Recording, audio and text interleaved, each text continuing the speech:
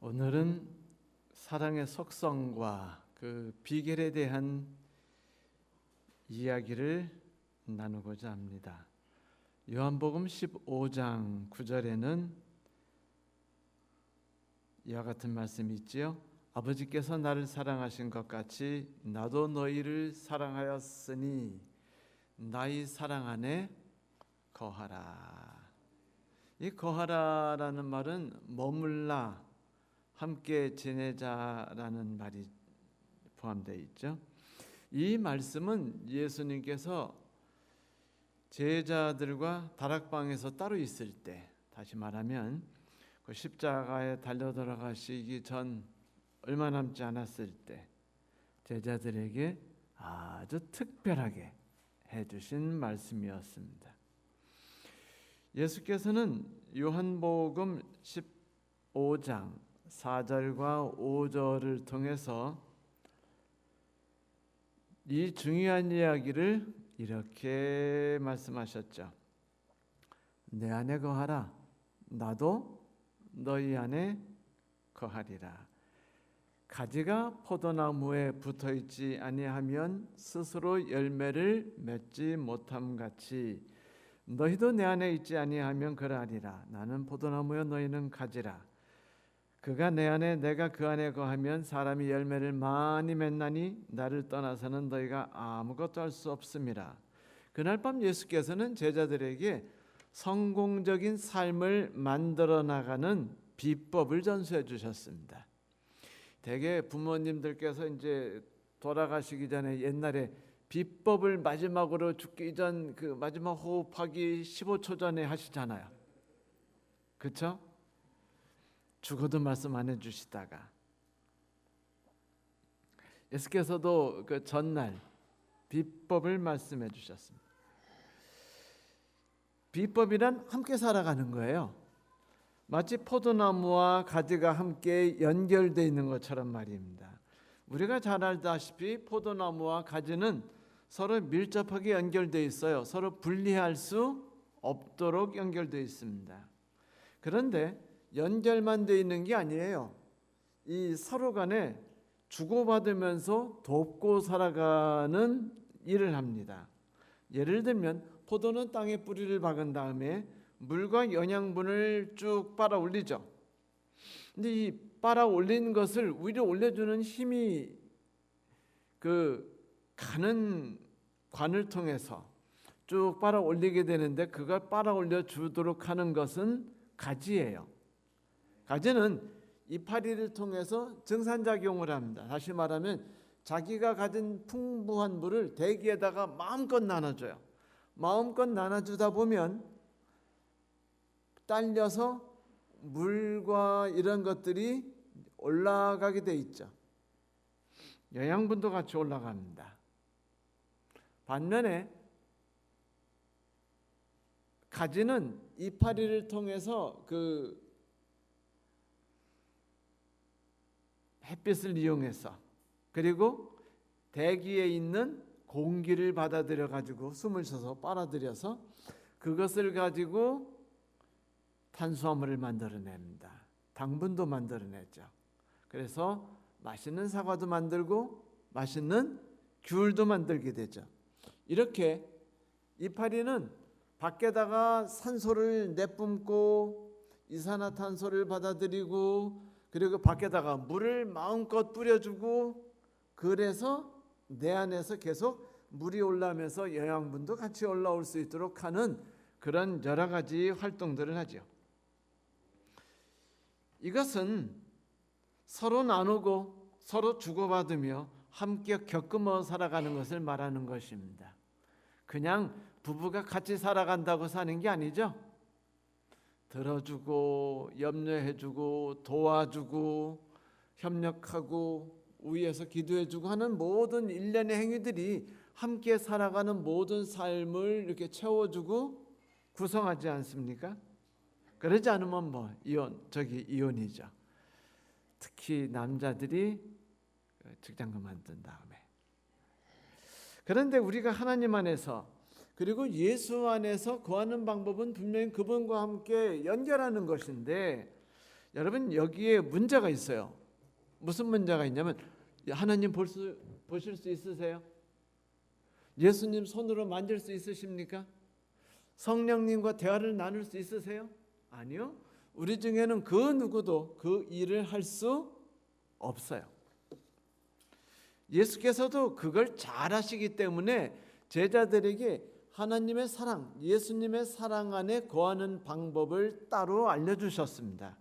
내가 아버지의 계명을 지켜 그의 사랑 안에 거한 것처럼 너희도 내 계명을 지키면 내 사랑 안에 거하리라 하면서 계명을 말하는 게 아니라 내 계명을 말해요. 예수님 이 계명이란 말은 그 십계명을 말한다기보다는 명령을 뜻하는 겁니다. 예수님의 교훈, 예수님의 가르치심, 그리고 계명도 포함돼요. 이런 여러 가지 말을 말하죠. 그러므로 너희가 내 말을 지키면 내 사랑 안에 거하리라.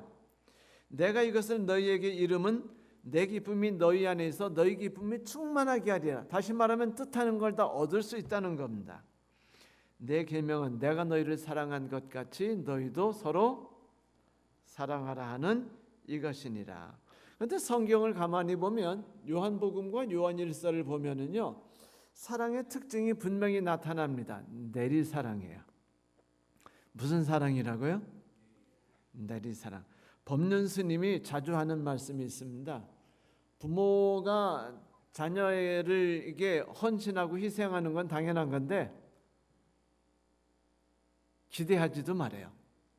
자녀에게 기대한다는 건 이미 자연의 법칙을 무너뜨리는 것이랍니다. 주는 거로 끝내래요. 그러면 자녀가 부모한테 사랑을 갚는 게 아니라 자녀는 또다시 그의 자녀들에게 사랑을 주는 것이 자연의 이치였고 모든 동물과 모든 식물들이 그렇게 하는데 왜 사람들은 그렇게 받으려고 애를 써가지고 문제를 일으키고 그 다음에 부부싸움 나게 하고 이혼을 시키느냐 이거죠. 그래서 그 성경은 분명히 말합니다. 사랑은 내리사랑이에요. 하나님이 예수를 사랑하셨습니다. 예수께서 우리를 사랑하셨어요. 그럼 우리도 누군가를 사랑하는 거예요. 이렇게 할 때 우리가 하나님의 사랑 안에 거하는 것이고, 이렇게 할 때 우리가 하나님의 명령 뜻을 준행하는 것이며, 이렇게 할 때 우리 안에 열매가 풍성하게 맺어진다라는 것이죠. 계명과 사랑에 관련한 성경 말씀은 무척 많습니다. 사도 바울이 그 로마서 13장에 이렇게 이야기했죠. 피차 사랑의 빛 외에는 어떤 빛도 지지 말라. 무슨 얘기예요? 사랑의 빛은 저절로 생기는 거라는 겁니다. 원하든 원하지 않든 빛은 생겨나는 거예요. 그래서 사랑의 빛은 무조건 갚아나가는 겁니다. 내가 하나님께로부터 충만한 사랑을 받았고 누구인가로부터 내가 사랑을 받았으니 나는 당연히 누구에겐가 나눠주는 것이라는 거죠. 마치 뿌리가 물을 받아 뽑아내면은 가지가 이파리에게 나눠주고 이파리는 세상에 나눠주듯이, 그게 돌려받는 게 아니에요. 나무에게 이득이 하나도 없는 것 같아 보입니다. 그런데 실제는 나무는 그 활동으로 인해서 윤기가 나고 탄력성이 넘치고 생명력이 넘치죠. 그동안에는 벌레들이 함부로 그 나무를 괴롭히지 못합니다. 곰팡이나 어떤 균사들이 괴롭히지 못하죠. 왜냐하면 살아있기 때문입니다. 그래서 예수께서는 자꾸 우리에게 이렇게 말씀하셔요. 하나님의 사랑 안에 거하는 방법은 하나다. 이웃을 사랑하라. 사랑하는 자들아, 하나님이 우리를 이같이 사랑하셨은즉 우리도 서로 사랑하는 게 마땅하도다라고 말했죠. 그래서 사도 바울은 계속 말합니다. 남을 사랑하는 자는 율법을 다 이뤘느니라. 간음하지 말라, 살인하지 말라, 도적질하지 말라, 탐내지 말라. 다른 계명이 있을지라도 다 말하지도 않아요. 그냥 다른 계명들이 있을지라도 내 이웃을 내 자신과 같이 사랑하라 하신 말씀 안에 다 들어있느니라. 그러니까 뭐만 하면 된다는 거예요. 사랑만 하면 된다는 겁니다. 근데 사랑이라는 게 쉽지 않아서 문제예요. 차라리 도둑질하지 않는 게 사랑하는 것보다 쉽다는 거 아시죠? 요게 문제예요. 그러니까 사랑은 율법의 완성이라고 말했습니다. 율법은 사랑을 통해서 완성된다는 거예요. 율법은 사랑이 없으면 그 완성될 수 없어요. 마치 하나님이 흙으로 누구를 빚으시고 인간을 빚으시고 가만 놔두시면 얘가 그냥 혼자 뭐 활동하나요? 아니에요. 하나님이 거기다가 생기를 불어넣으신 것처럼 우리가 지키고 있는 모든 율법과 계명들은 사랑을 통해서만 완성되며 의미를 갖게 된다는 것입니다.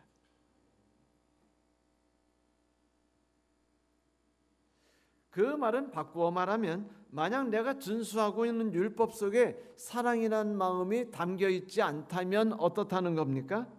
난 지금 위험한 상태에 빠졌다는 걸 말하는 것이죠. 이것은 관심을 가지라는 거죠.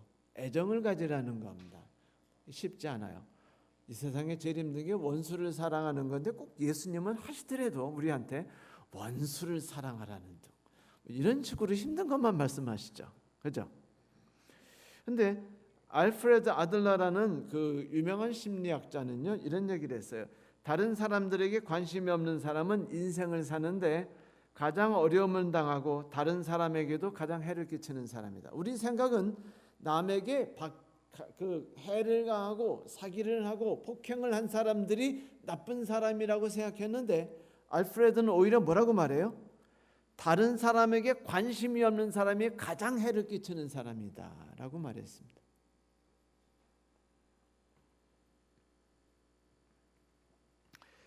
인간의 모든 실패는 바로 이런 유형의 인물에게서 비롯된다. 지구가 망가지는 것은 나쁜 사람들 때문이 아니고 이런 사람들 때문이라는 거예요. 관심이 없는 사람들. 가지가 나무에 연결된다는 건 나누고 주고받고 소통하고 교통한다는 걸 말하죠. 그 결과로 열매가 달리지 않습니까? 맞아요. 그런데 그 소통과 연결이 돼 있지 않은 채만 연결돼 있다면, 소통이 없이 연결됐다면 그 나무는 열매를 맺지 못해요. 그리고 자른 다음에 불쏘시개로 던져버리는 일을 당하죠. 성도 여러분, 사랑의 특징은요, 주는 데 있지 받는 데 있지 않습니다. 그래서 유치한 씨가 이렇게 말했죠. 사랑하는 것이 사랑을 받는 것보다 더 행복하나니라. 오늘은 또 나는 어쩌고 저쩌고.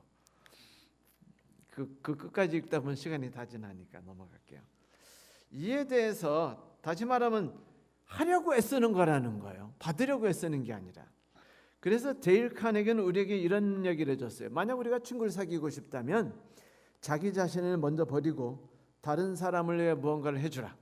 이런 시간, 노력, 희생 그리고 사려 깊은 마음이 필요하다.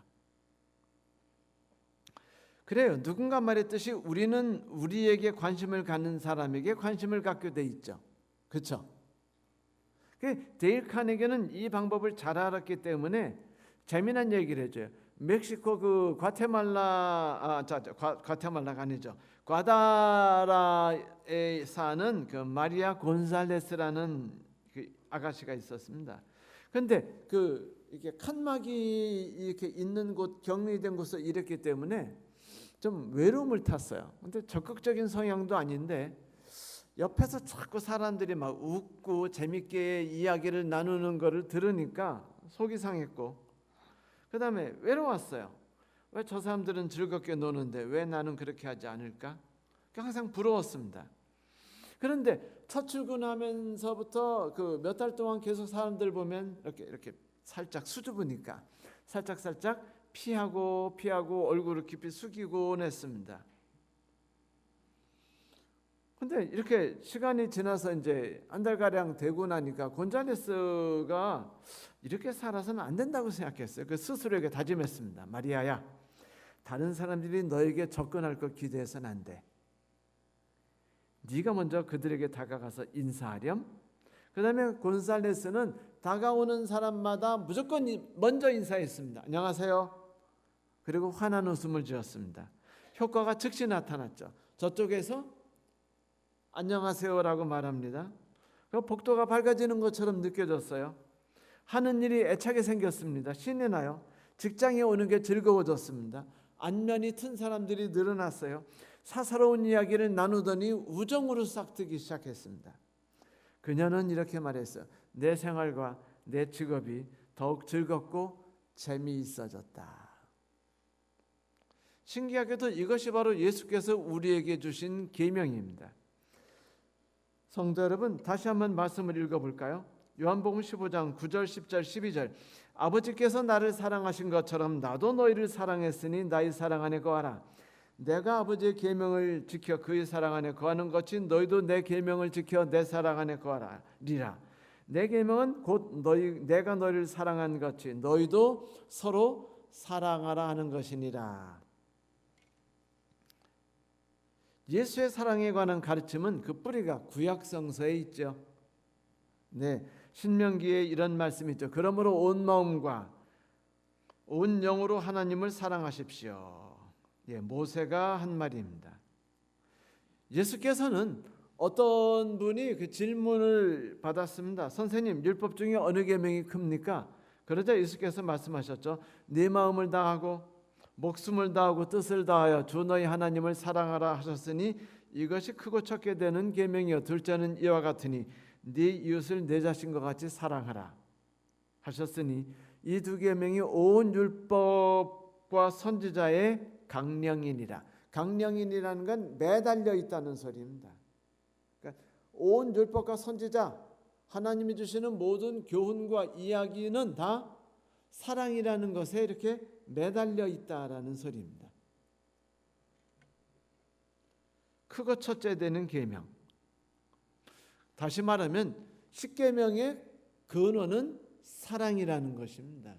사랑을 빼고 나면 십계명은 아무 쓸모가 없는 거예요. 크고 첫째 된다는 것은 최고의 첫 번째, 처음이라는 이야기죠. 다시 말하면 계명의 시작은 사랑이라는 겁니다. 계명을 만든 것도 사랑이라는 것이에요. 계명을 움직이는 것도 사랑이라는 것입니다. 그래서 율법은 사랑을 통해 완성된다고 사도 바울이 이야기했죠. 성도 여러분, 그런데 사랑이란 드러난 행동이지 마음이 아닙니다. 왼수에게 맛있는 음식을 정성껏 만들어주는 아내, 토라진 아내의 손을 꽉 잡아주는 남편, 미운 시어머니에게 밤을 깎아주면서 이 밥 먹고 빨리 돌아가세요 라고 말씀하시는 며느리, 다 비슷한 행동들이에요. 이런 행동을 하는 사람들은 구태여 내가 당신을 사랑해요 라고 말할 필요가 없게 됩니다. 여러분, 사랑한다고 말하는 것보다 더 귀중한 말은요, 그냥 그의 말에 귀를 기울여 주는 거예요.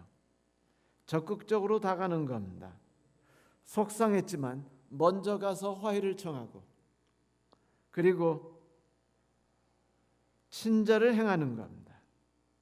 상대방이 내 사랑을 먼저 느끼게 해줘야 되는 것이 그리스도의 임무예요. 여러분, 우리가 말할 때 주고받는다고 말하지 바꿔준다고 말합니까? 집사님은 뭐라고 말씀하세요? 주고받는다, 바꿔준다. 근데 왜 자꾸 바꿔주려고 말하나요?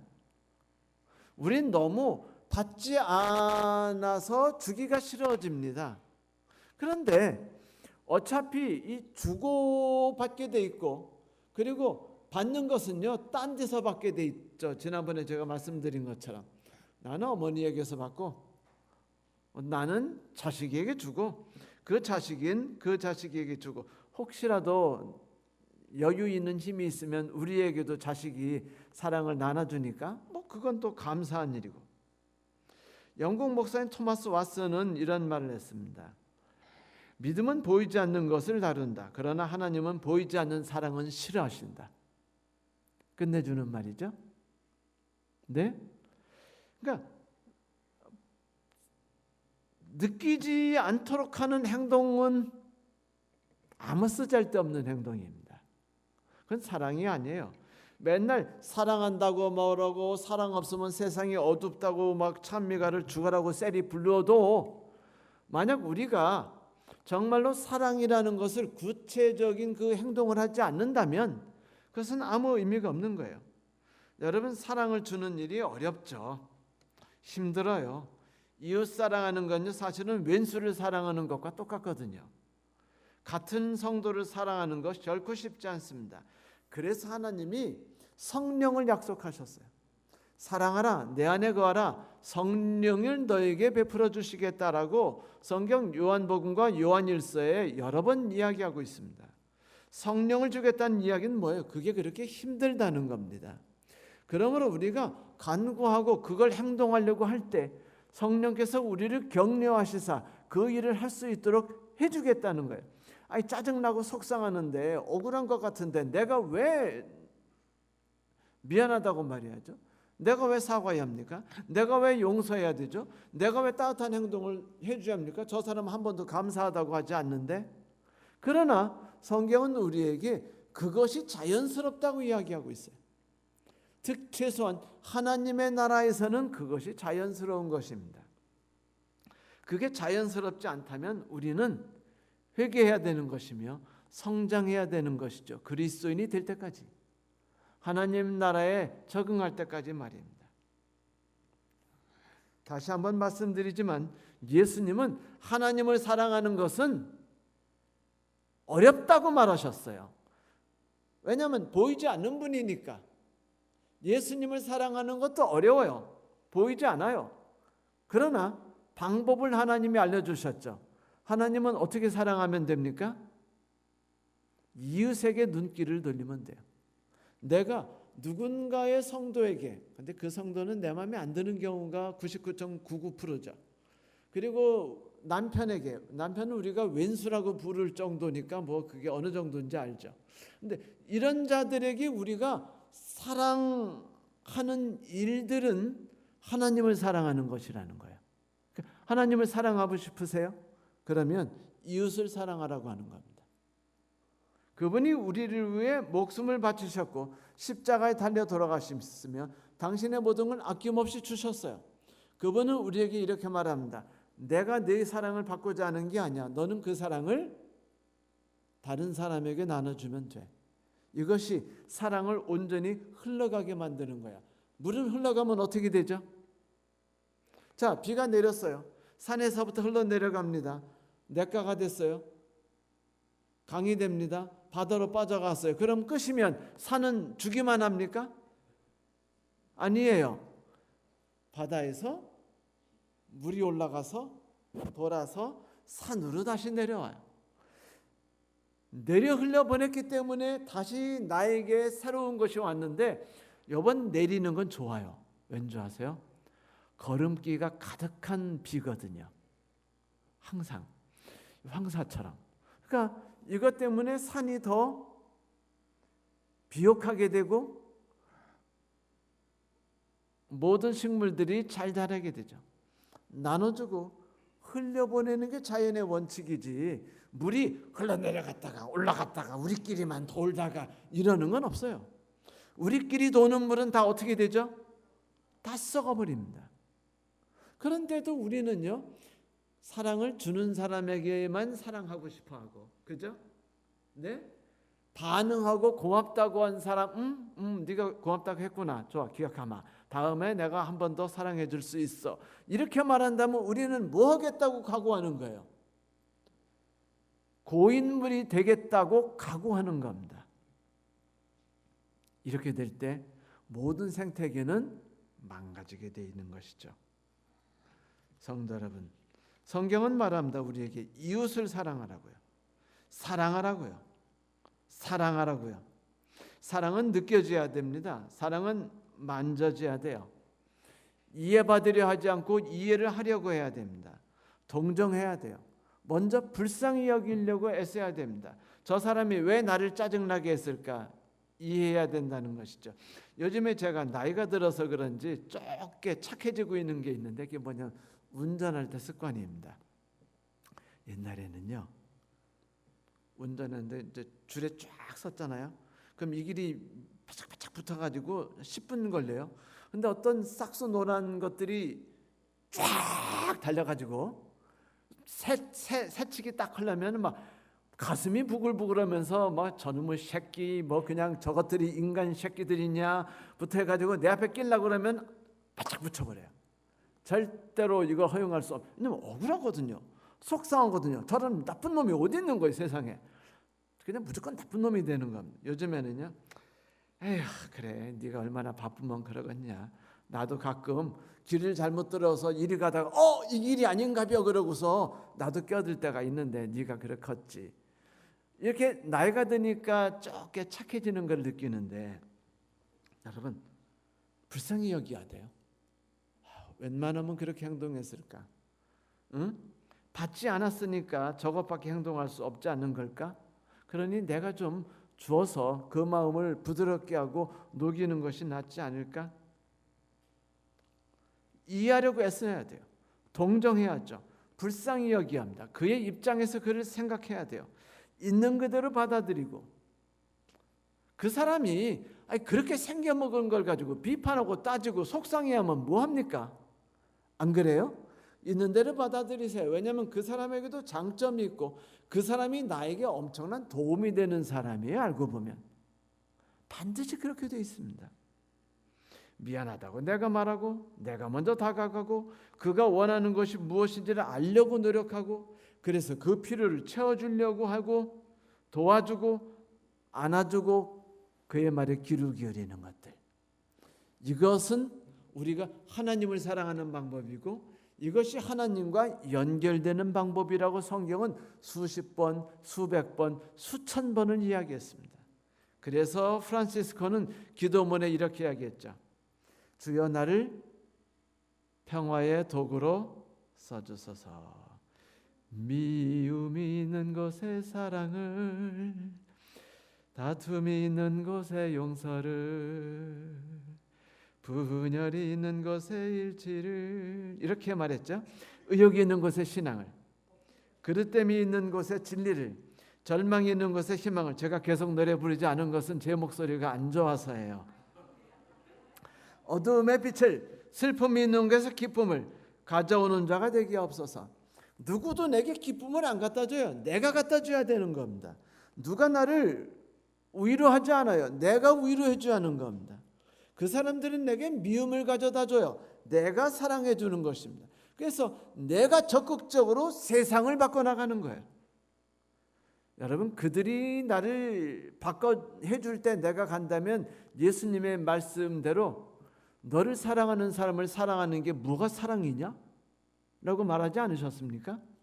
그건 사랑도 아니라는 거예요. 쓸데없는 행동이에요. 사랑이라는 것은 가치가 없는 대상에게, 나를에게 상처를 준 이에게 다가가는 것이 사랑이라고 말했습니다. 이해받기보다는 이해하며, 사랑받기보다는 사랑하며 라고 말했죠.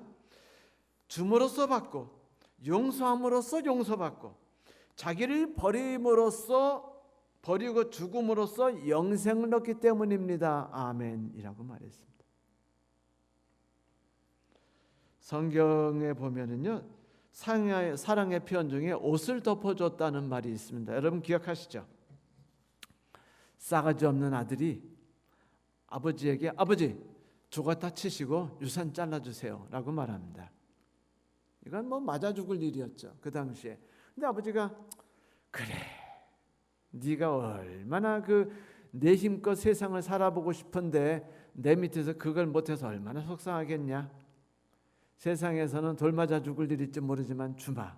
그래서 그래, 아버지는 죽었다 그러고 이제 재산을 짜놔 줬어요. 근데 아들이 멋지게 자기 인생을 끌어나갈 줄 알았더니 어떻게 됐어요? 거지가 됐어요.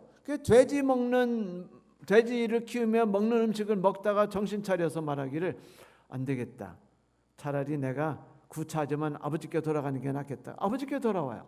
근데 아버지가 뛰어가서 하는 일이 뭡니까? 옷을 덮어줬어요. 이게 뭐죠? 수치를 덮어줬다는 겁니다. 근데 우리 그리스도인을 포함해서 많은 사람들은요, 수치를 드러내는 일을 좋아해요. 김 지사님 말이야 어제 그랬대. 어떻게 그럴 수가 있어. 용서할 수 없는 일이. 어떻게 교회에서 이런 일이 있대. 이런 것들을 우리가 한단 말이에요. 그런데 성경에서는 뭐래요? 달려가서 벗어서 덮어줬다고 말합니다.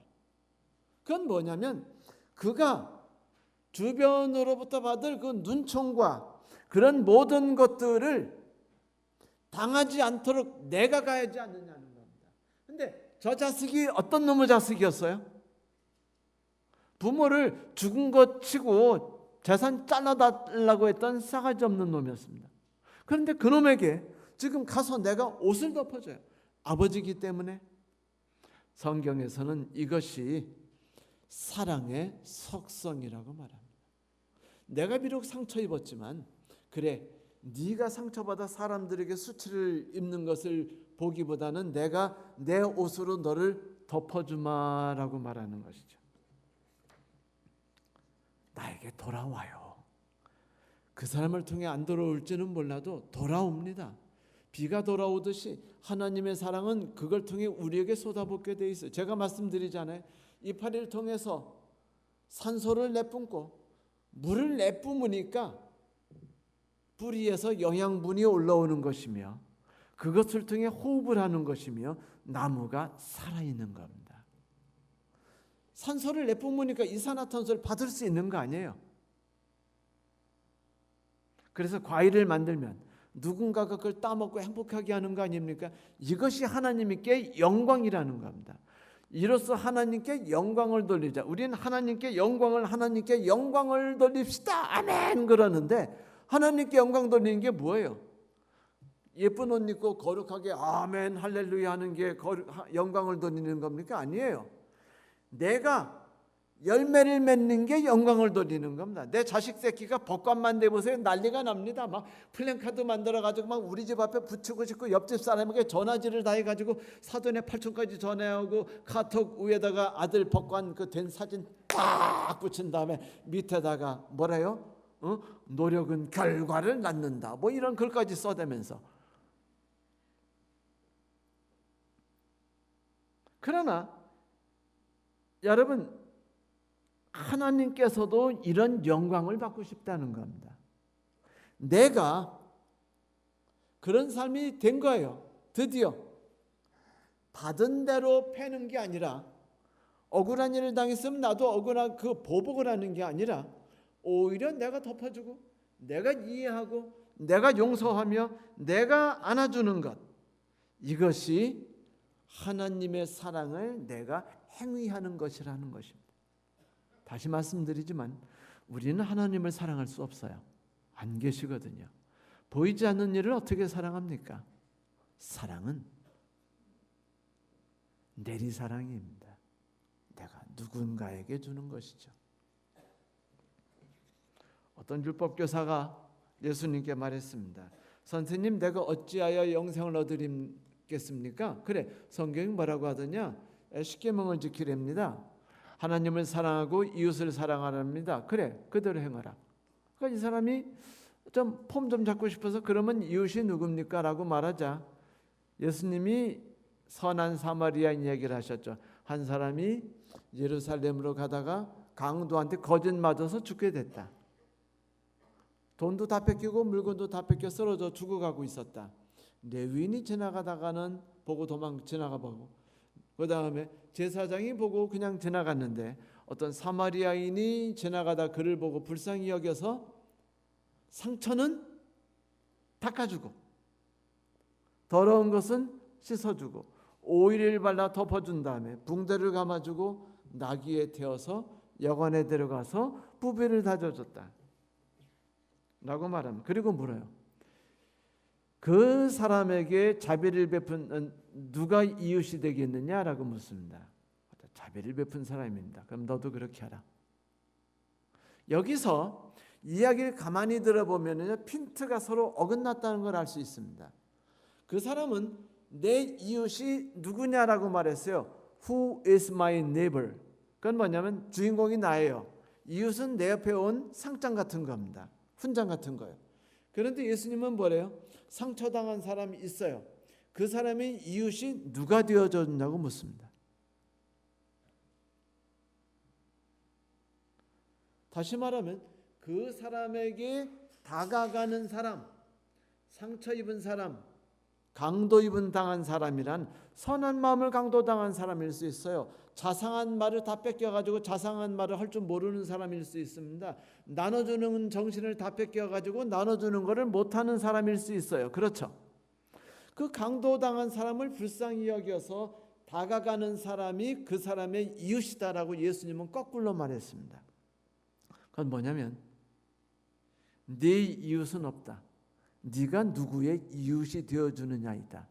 내 관심은 너에게 있지 않고 상처당한 사람, 빼앗긴 사람, 잃어버림을 당한 사람에게 있다. 나는 그 사람을 보고 있으니까 네가 내 눈길 안에 들어오고 싶으면 그 사람에게 다가와라 라고 말씀하신 것이었습니다. 이것이 하나님이 원하시는 사랑입니다. 한 아주머니가 계셨어요.